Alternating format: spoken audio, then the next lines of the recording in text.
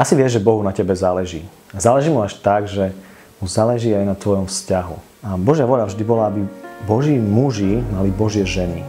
V starom zákone nachádzame jeho príkazy a nachádzame aj to, ako keď raz neposlúchli, Nehemiáš tvrdo napomína. A píše sa, že preto som ich pokarhal, zlorečil som im, zbil som niektorých mužov z nich.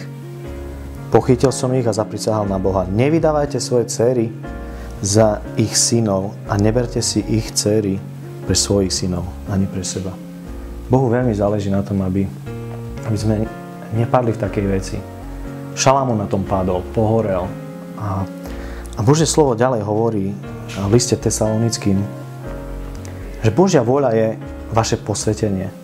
Zdržiavajte sa smilstva a nech si každý z vás vie získať manželku s posvetnosťou a úctivosťou. Nie žvášnivou žiadostivosťou ako poháňa, ktorí nepoznajú Boha.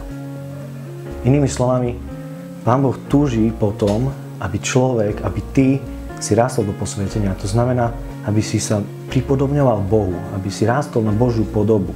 A dokonca si máme získať takú manželku, ktorá by mala takú istú túžbu. Rásť do podoby Božej.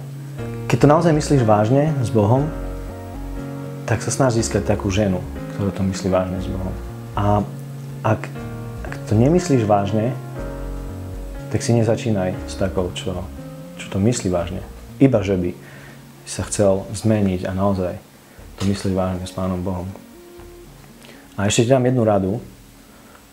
Ak si muž a chceš Božiu ženu, tak sa staň Božím mužom. Lebo Božie ženy letia na Božích mužov.